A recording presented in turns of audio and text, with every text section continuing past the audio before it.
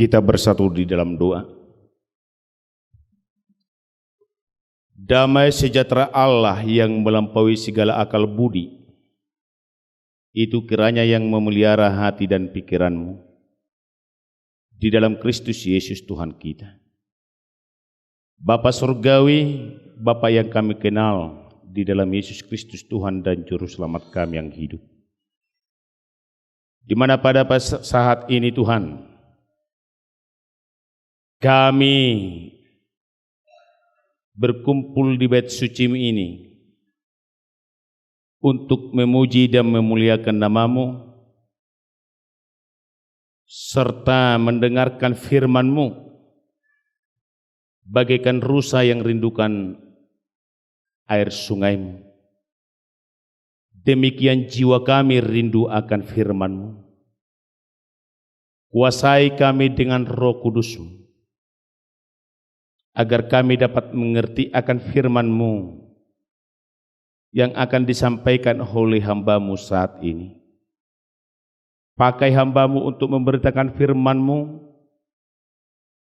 Hanya di dalam firman-Mu lah ada kebenaran serta hidup yang kekal akan kami peroleh oleh karena Kristus Sang Juru Selamat kami telah memberikan kehidupan tersebut. Kami berdoa di dalam Yesus Kristus Tuhan dan Juru Selamat kami yang hidup. Amin. Bapak Ibu Saudara yang terkasih di dalam Kristus Yesus, firman Tuhan yang menyapa kita pada ibadah 22 Oktober 2023 atau pada minggu ke-20 setelah Trinitas, tertulis dalam kitab Yesaya pasal 45 ayat 1 hingga ayat 7. Demikian pembacaan firman Tuhan. Beginilah firman Tuhan, inilah firman-Ku kepada orang yang Kuurapi, kepada Kores yang tangan kanannya Kupegang, supaya Aku menundukkan bangsa-bangsa di depannya dan melucuti raja-raja, supaya Aku membuka pintu-pintu di depannya, dan supaya pintu-pintu gerbang tidak tinggal tertutup. Aku sendiri hendak berjalan di depanmu dan hendak meratakan gunung-gunung, hendak memecahkan pintu-pintu tembaga, dan hendak mematahkan palang-palang besi. Aku akan memberikan kepadamu harta benda yang terpendam dan harta kekayaan yang tersembunyi, sebab engkau tahu bahwa Akulah Tuhan Allah Israel yang memanggil engkau dengan namamu. Oleh karena hamba-Ku Yakub dan Israel, pilihan-Ku, maka Aku memanggil engkau dengan namamu, menggelari engkau sekalipun engkau tidak mengenal Aku. Akulah Tuhan dan tidak ada yang lain. Kecuali Aku tidak ada Allah. Aku telah mempersenjatai engkau sekalipun engkau tidak mengenal Aku, supaya orang tahu dari terbitnya matahari sampai terbenamnya bahwa tidak ada yang lain di luar Aku. Akulah Tuhan dan tidak ada yang lain, yang menjadikan terang dan menciptakan gelap, yang menjadikan nasi mujur dan yang menciptakan nasi malang. Akulah Tuhan yang membuat semuanya ini. Demikian pembacaan firman Tuhan, kita nyanyikan firman-Mu menjadi terang. Menjadi terang.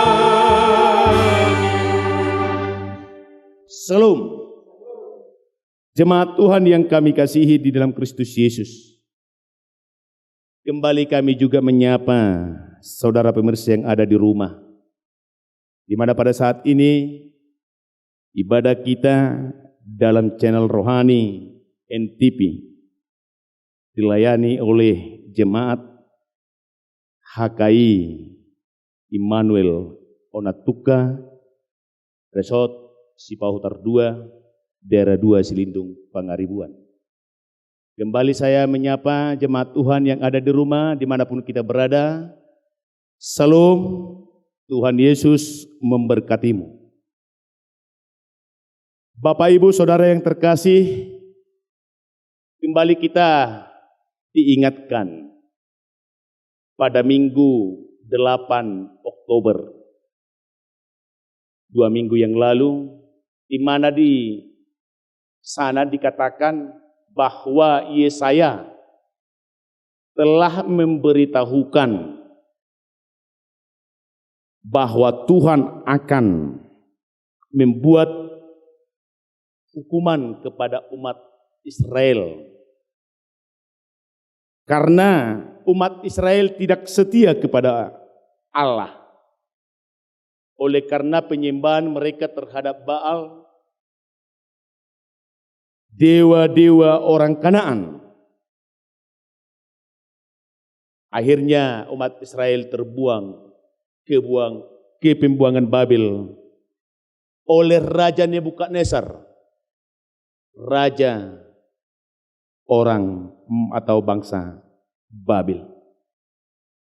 Pada saat ini Bapak Ibu Saudara yang terkasih, khotbah kita ini adalah situasi kehidupan umat Israel yang telah berada di dalam pembuangan Babelonia. Dalam situasi pembuangan Babelonia, umat Israel mengalami ketertekanan, baik secara sosial, politik, budaya, dan juga secara ekonomi. Boleh dikatakan Bapak Ibu Saudara yang terkasih bahwa umat Israel tidak bisa mengalami kebebasan di negeri pembuangan tersebut. Mereka meratap, menangis akan situasi kehidupan yang sangat pedih dialami oleh umat Israel. Itu sebabnya mereka membutuhkan seorang pertolongan. Dan mereka membutuhkan keselamatan dari Allah. Namun harapan akan pertolongan Allah telah sirna dari kehidupannya. Telah sirna dari kehidupan umat Israel. Mereka tidak memiliki sebuah pengharapan bahwa Tuhan akan menolong mereka. Karena mereka berkata bahwa Tuhan telah meninggalkan umatnya. Tuhan telah meninggalkan bangsa Israel sebagai umat pilihannya. Dalam situasi demikianlah Bapak Ibu Saudara yang terkasih, Tuhan memberikan sebuah pengharapan yang baru bagi umat Israel. Lewat Nabi Yesaya hambanya itu, bahwa Tuhan akan menyelamatkan umat Israel. Namun keselamatan yang Allah perbuat tersebut bukan dari kalangan umat Israel, melainkan dari orang yang tidak mengenal Allah sama sekali di dalam kehidupannya. Atau boleh dikatakan yang tidak menjadi bangsa atau umat pilihan Tuhan, yakni dengan mengurapi Kores atau Sirus, raja orang Persia, supaya bangkit untuk melawan bangsa Babel, yang pada saat itu adalah bangsa yang adik kuasa, yang kuat sama sekali.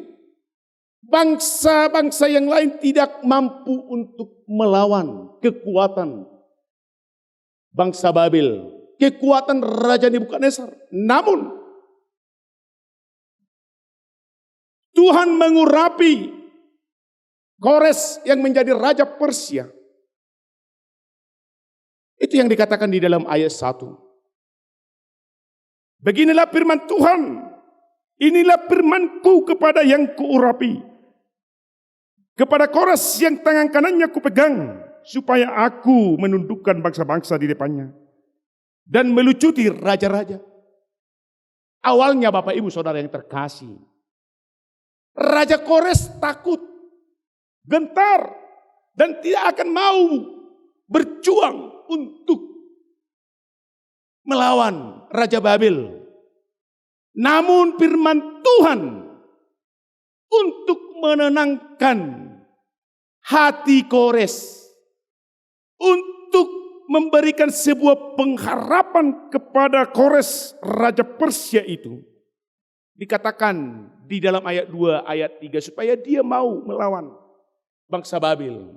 Demikian dikatakan, aku sendiri hendak berjalan di depanmu dan hendak meratakan gunung-gunung, hendak memecahkan pintu-pintu tembaga, dan hendak mematahkan palang-palang besi. Aku akan memberikan kepadamu harta benda yang terpendam dan harta kekayaan yang tersembunyi, supaya engkau tahu bahwa akulah Tuhan Allah Israel, yang memanggil engkau dengan namamu. Bapak Ibu Saudara yang terkasih di dalam Kristus Yesus, ungkapan pada ayat 2 dan 3 ini memberitakan bahwa Allah tidak membiarkan seorang diri Raja Kores untuk melawan Babel. Allah berperang dengan kuasanya lewat Raja Kores, sehingga Persia dalam pemerintahan Raja Kores memiliki kemenangan terhadap bangsa Babel. Dengan kemenangan tersebutlah Bapak Ibu Saudara yang terkasih, maka umat Israel yang telah berada 70 tahun lamanya di dalam pembuangan Babel, dibawa oleh Raja Kores ke Persia dan menjadi di bawah kepemimpinan Raja Kores. Setahun setelah umat Israel pulang dari Babel oleh tangan Raja Kores yang disertai oleh kuasa Tuhan, maka Raja Kores memberikan izin kepada umat Israel agar kembali ke Yerusalem dan mengarahkan umat Israel akan beribadah, supaya beribadah kepada Allah, bahwa Allah lah keselamatan hidup mereka, bahwa oleh karena pertolongan Tuhan Allah lah di dalam diri Raja Kores, maka mereka boleh keluar, boleh bebas, boleh selamat dari pembuangan Babel. Bapak Ibu Saudara yang terkasih, jemaat Tuhan, pemirsa kami yang ada di rumah, kasih setia Allah senantiasa bagi umat Israel sebagai bangsa pilihan Tuhan. Allah mengingat perjanjiannya kepada umat Israel yang telah disampaikannya kepada Abraham, Ishak dan Yakub. Dikatakan pada ayat 4 demikian Bapak Ibu Saudara yang terkasih. Oleh karena hambaku Yakub dan Israel pilihanku, maka aku memanggil engkau dengan namamu, menggelar engkau sekalipun engkau tidak mengenal aku.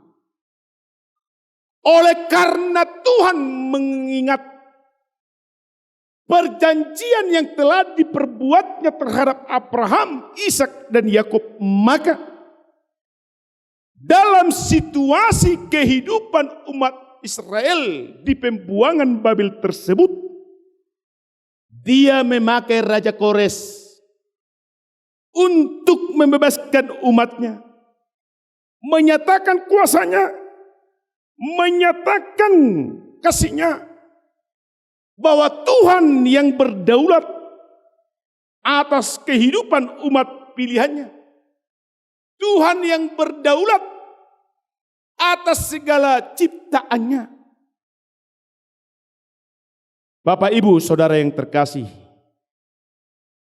kesetiaan Allah bagi umat Israel oleh karena kasihnya yang tidak mengingat pelanggaran-pelanggaran umat Israel.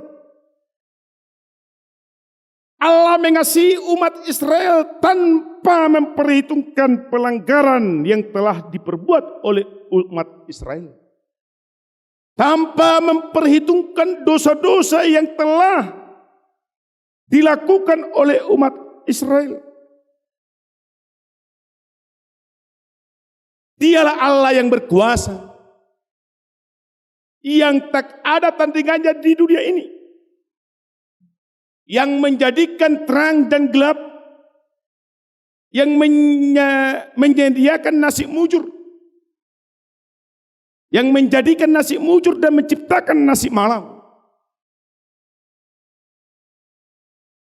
Akulah Tuhan yang membuat semuanya ini. Kalau kita baca di dalam ayat 7 Bapak Ibu Saudara yang terkasih ya. Dialah Tuhan yang menjadikan terang dan menciptakan gelap, yang menjadikan nasi mujur dan menciptakan nasi malang. Akulah Tuhan yang menciptakan semuanya ini. Tuhan ingin menunjukkan kepada semua dunia, kepada semua raja-raja bangsa-bangsa dunia, bahwa Dia mampu untuk membalikkan status umat pilihannya itu menjadi umat yang telah dimerdekakan oleh Allah. Umat yang telah memperoleh keselamatan. Yang walaupun Babel bangsa yang kuat, Raja Nebukadnezar raja yang kuat yang pada zaman itu, namun tidak kuat untuk menahan segala rencana, segala apa yang telah Tuhan perbuat bagi umat pilihannya. Oleh sebab itu, tidak ada ilah lain untuk disembah dan untuk berkuasa di dunia ini. Orang yang telah diselamatkan oleh Tuhan, di dalam hidupnya tidak ada ilah lain yang harus disembah dan bertakwa kepadanya selain daripada kepada Allah. Itu makanya dikatakan di dalam ayat 6 Bapak Ibu Saudara yang terkasih. Supaya orang tahu dari terbitnya matahari hingga sampai terbenamnya bahwa tidak ada yang lain di luar aku. Di dalam segala aspek kehidupan orang yang telah diselamatkan oleh Allah, tidak ada yang lain yang harus disembah. Hanyalah Tuhan Allah, Sang Pencipta alam dan semesta, segala isinya. Tidak boleh ada ilah lain. Sebagaimana yang telah diperbuat umat Israel pada saat perjalanan menuju tanah Kanaan di padang gurun, yang menjadikan ilah patung untuk mereka sembah. Oleh karena perkataan Harun, sebagaimana epistel kita pada minggu yang lalu, Bapak Ibu Saudara yang terkasih. Tuhan mau yang diselamatkan itu bebas dari perbudakan ilahi, bebas dari perbudakan orang-orang yang menindasnya. Tuhan ingin memerdekakan kita, dan Tuhan telah memerdekakan kita, dan telah mewujudnya nyatakan kasih-Nya di tengah-tengah kehidupan kita. Bapak Ibu Saudara yang terkasih di dalam Kristus Yesus, pada Yesaya 11 ayat 1 hingga ayat 2 dikatakan demikian. Suatu tunas akan keluar dari tunggul Isai, dan taruk yang akan tumbuh dari pangkalnya akan berbuah. Roh Tuhan akan ada padanya, roh hikmat dan pengertian, roh nasihat dan keperkasaan, roh pengenalan dan takut akan Tuhan.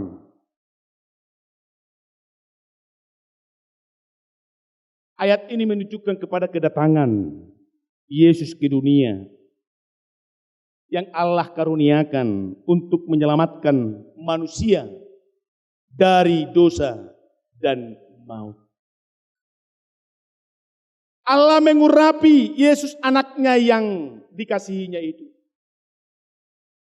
Hal tersebut nyata pada saat Yesus dibaptiskan di Sungai Yordan oleh Yohanes Pembaptis. Dalam Markus 1 ayat 11 dikatakan di sana, Bapak Ibu Saudara yang terkasih, lalu terdengarlah suara dari sorga, Engkaulah anakku yang kukasihi, kepadamulah aku berkenan. Itu sebabnya pada saat Yesus mengadakan pengajaran di Nazaret, tempat kebesarannya manang kuta hagudangan nai, berkata demikian. Boleh kita lihat di Lukas 4 ayat 18 hingga ayat 19.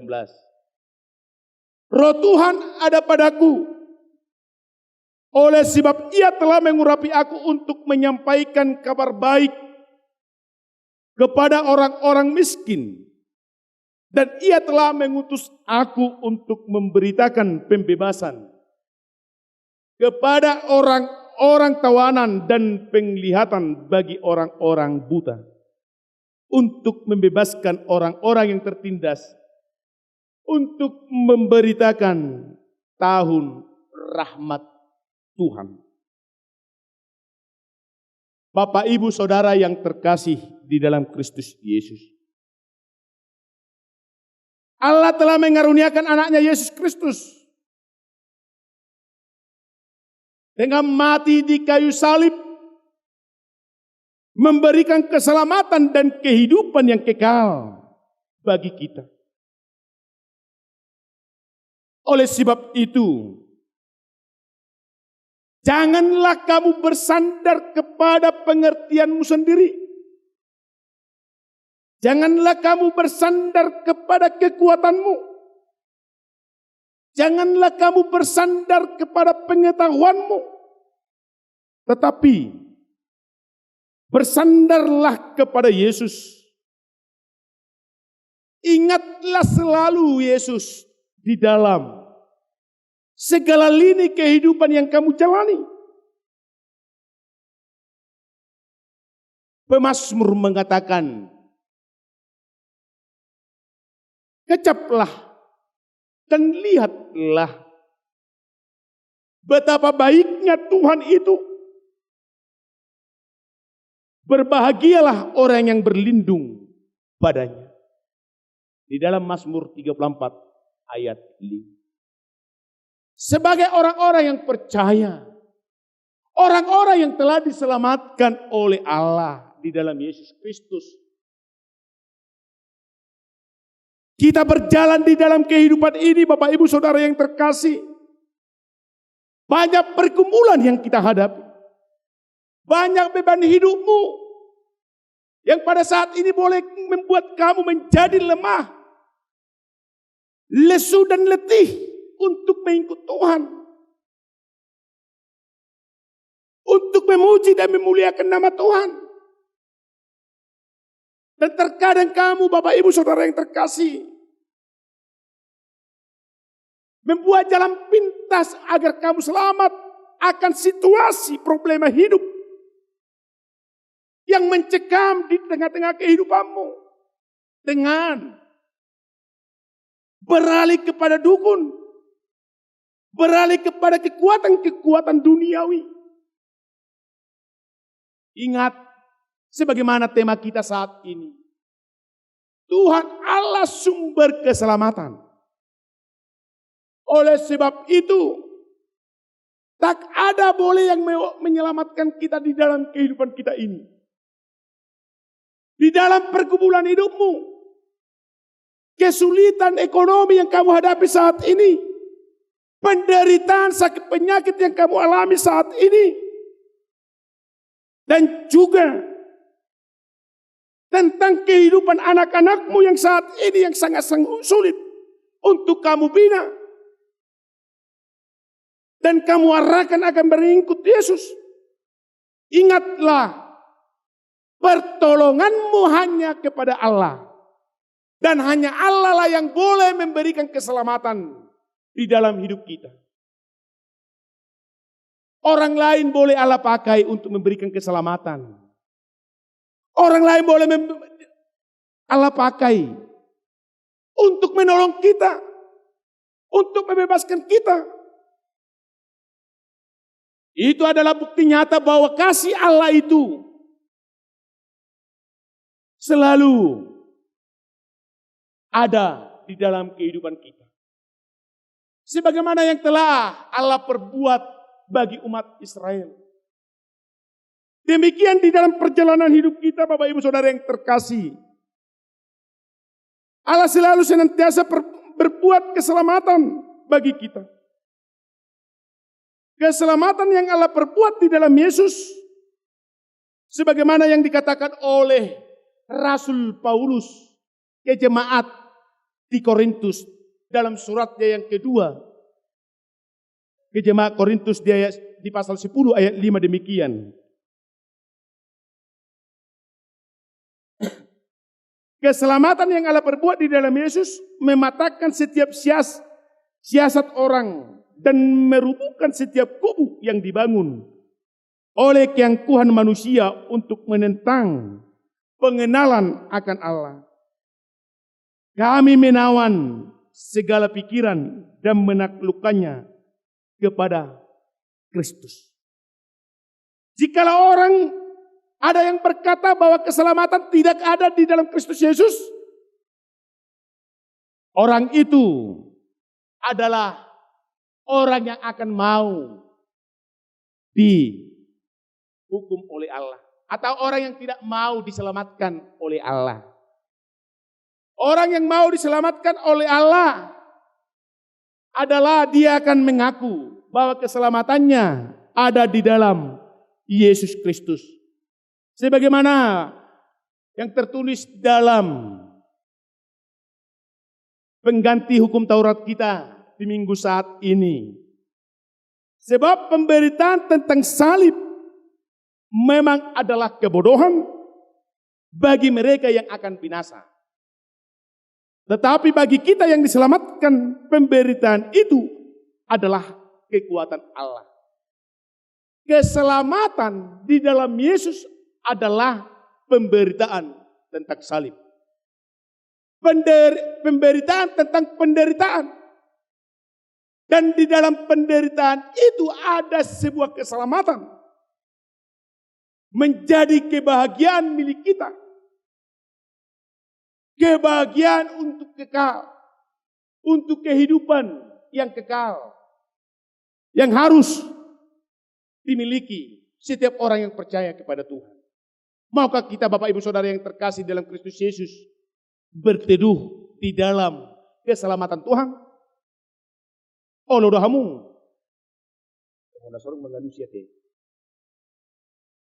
Kita harus mau berteduh di dalam keselamatan yang dari Tuhan. Kita harus mau tinggal. Dan kita harus mau mengakui di dalam kehidupan kita bahwa hidupku ini ada dan berada hanya oleh karena Allah yang menyelamatkan. Oleh karena Allah yang telah memberikan kehidupan bagi saya di dalam Yesus Kristus. Amin. Kita bernyanyi firman-Mu, berkatilah.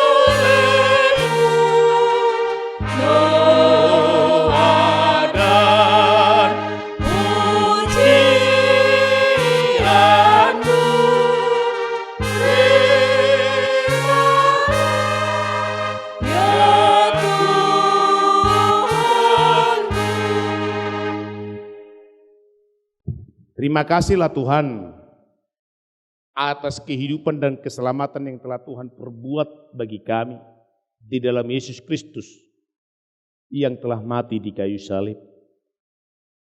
Ajarlah kami tetap senantiasa untuk setia mengikut Engkau dan tetap untuk bersandar dalam segala pergumulan hidup yang kami alami di tengah-tengah kehidupan kami ini. Engkau mampu untuk membebaskan kami. Banyak pergumulan hidup yang dihadapi oleh jemaat-Mu saat ini, yakni segala sakit penyakit yang dideritanya di dalam nama Yesus. Engkau sembuhkan, Engkau pulihkan seluruh warga jemaat-Mu. Kuatkan obat yang mereka makan. Dan juga Tuhan, buat segala perekonomian yang sangat sulit saat ini. Di dalam nama Yesus, kami berdoa, Engkau pulihkan semuanya perekonomian warga jemaat-Mu. Engkau cukupkan, Engkau lancarkan semua rezeki-rezeki jemaat-Mu. Buka tingkap-tingkap berkat-berkat-Mu itu Tuhan, supaya warga jemaat-Mu semuanya memperoleh berkat-berkat yang baru di tengah-tengah kehidupannya. Kami yakin dan percaya bahwa segala apa yang kami pergumulkan di dalam hidup kami ini bersama dengan Tuhan Engkau selamatkan kami. Engkau menangkan kami dengan darah-Mu yang kudus. Engkau tetap tutup bungkus kami agar kami Tuhan dimenangkan, dimerdekakan oleh kemenangan anak-Mu Yesus Kristus di kayu salib. Firman-Mu yang boleh kami dengarkan saat ini, itulah menjadi perisai kami, senjata kami untuk